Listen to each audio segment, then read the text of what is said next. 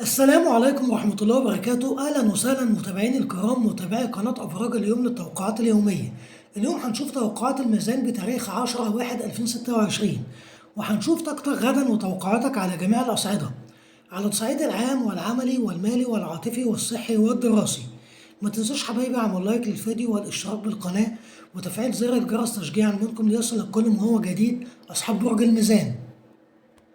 على الصعيد العام، النهارده يا ميزان انت مش في مود تفسير، انت في مود كشف. يعني مش بتسأل ليه حصل كده، انت بتفهم ازاي حصل وليه لازم تكمل. اليوم بيخليك تكشف نفسك من زاوية جديدة، مش زاوية الشخص اللي بيوزن بين الناس، لكن زاوية الشخص اللي تعب من انه يكون الميزان الوحيد في كل علاقة. في طاقة غريبة حواليك، طاقة بتقول إنك خلاص قربت من نقطة إنك مش هتكمل كده. مش تهديد ومش عصبية، ده هدوء للشخص اللي وصل للفهم النهائي. كمان النهاردة ممكن تلاحظ إنك أقل كلام بس أكتر تأثير، وده أخطر مرحلة.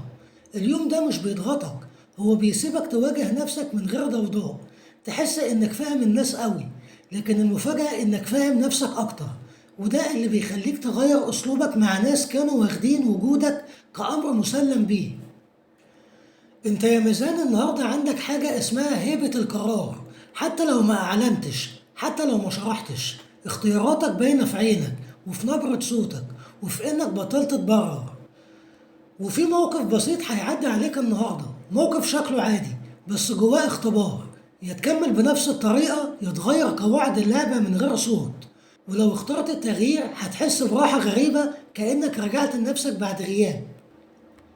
كمان اليوم ده بيفتح ملف قديم في دماغك، مش علشان يوجعك، لكن علشان يوريلك قد ايه انت اتغيرت، وقد ايه الشخص اللي كان بيتأذى بسهولة وبقى شخص بيعرف يحمي نفسه من غير ما يقسى.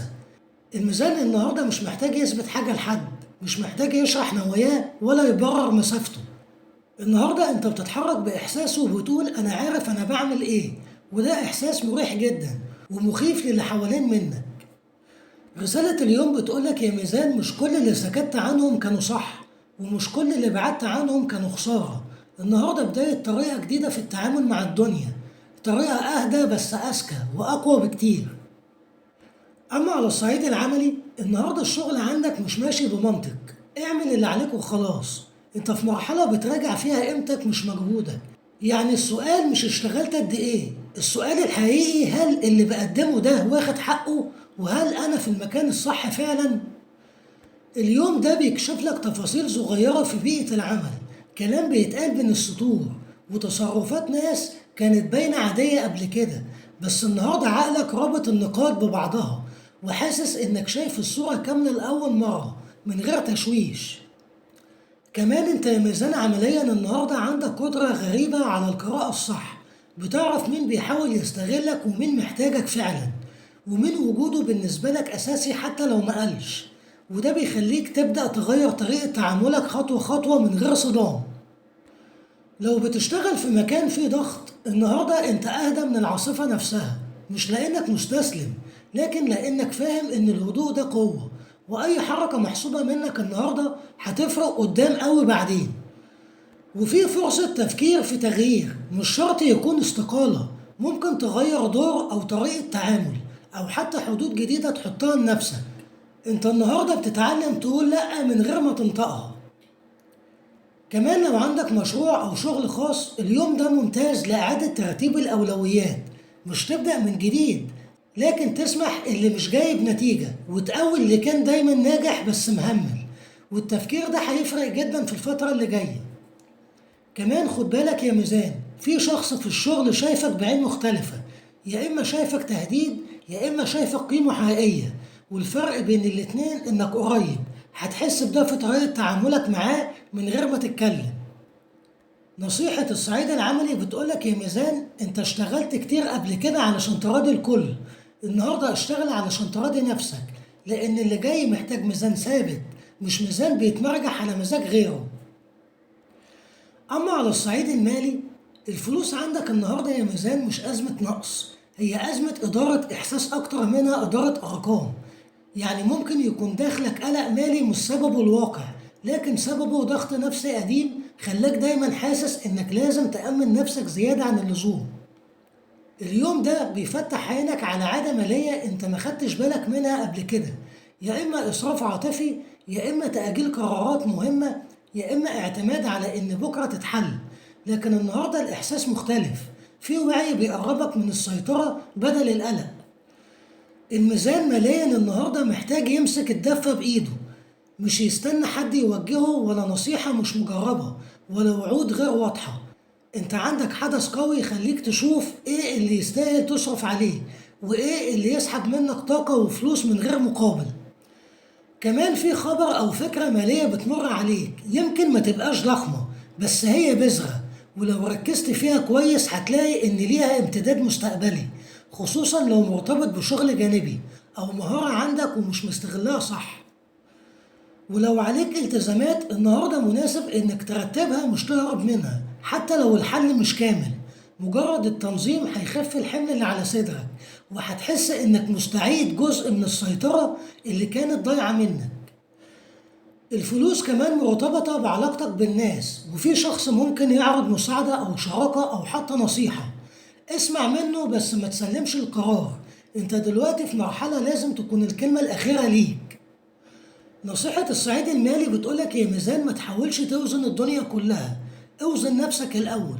الفلوس بتيجي لما إحساسك بالأمان يزيد، مش لما الخوف هو اللي يسوقك. أما على الصعيد العاطفي، الميزان النهارده واقف بين قلبه وعقله، بس المختلف إن المرة دي القلب مش ضعيف، القلب صاحي وواعي ومش مستعد يتوجع تاني ببلاش. في مشاعر جواك كانت محبوسة، مش لأنك مش عارف تحب، لكن لأنك اتعلمت إن مش كل اللي بنحسه يتقال. النهارده الإحساس بيطلع على مهله، يا إما في سكوت تقيل، يا إما في كلام قليل بس معناه كبير. لو في علاقة فأنت بدأت تشوف الحقيقة من غير فلتر، مش بتجامل ولا بتبرر ولا بتقنع نفسك إن أصل الطرف التاني قصده كويس. النهاردة بتشوف النية من الفعل مش من الكلام. الميزان العاطفي اليوم عنده سؤال واحد بس: أنا مستريح ولا مستنزف؟ ولا الإجابة فيها تعب حتى لو بسيطة. هتحس إنك بدأت تفكر في نفسك بجد، مش أنانية لكن احترام. لو في بعد أو برود فده مش نهاية، يا إما العلاقة تعترف بقيمتك يا إما تكشف ضعفها قدامك، وفي الحالتين أنت كسبان لأنك مش تايه. أما لو أنت عازب ففي طاقة جديدة بس مش بالشكل السريع اللي متعود عليه. دي طاقة هادية وناضجة قريبة من روحك مش من فراغ. لو حسيت إنك مطمن من غير سبب، اعرف إن الإحساس ده مش صدفة. كمان في رسالة غير مباشرة أو موقف بسيط هيخليك تفهم حاجة كانت غايبة عنك. يمكن الشخص اللي قدامك مش وحش، بس مش في نفس المرحلة اللي انت فيها، وده فرق كبير. نصيحة الصعيد العاطفي بتقولك يا ميزان ما تطلبش حب يوجعك ولا تكمل علاقة تقنعك انك تطلب اقل علشان تفضل موجود. اللي يشبهك هيحبك من غير ما تشرح نفسك.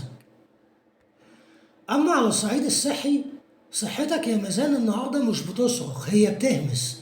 واللي بيسمع الهمس ده بيلحق نفسه بدري، لكن اللي يتجاهله هيدفع تمن على مهله.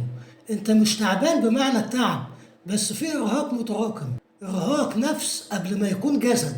وكأن جسمك بيقولك أنا شغال زيادة عن اللزوم وانت سايبني من غير إعادة ضبط. كمان النوم عندك محتاج ينظبط، مش عدد ساعات لكن جودة. وفي عقل مش راضي يسكت حتى وانت مغمض عينك، وده عامل ضغط خفي على أعصابك وطاقة جسمك. كمان خلي بالك من معدتك والقولون، أي حاجة شايلها جواك بتطلع على هيئة توتر جسدي. وجسمك النهاردة حساس للكلام والتفكير أكتر من الأكل نفسه. لو كنت مهمل شوية في شرب المية أو بتأجل الأكل أو بتاكل وأنت متضايق، النهاردة مش وقت الإهمال. أي تصليح بسيط هيفرق معاك جامد. كمان في طاقة شفاء لو خدت بالك من نفسك من غير قسوة.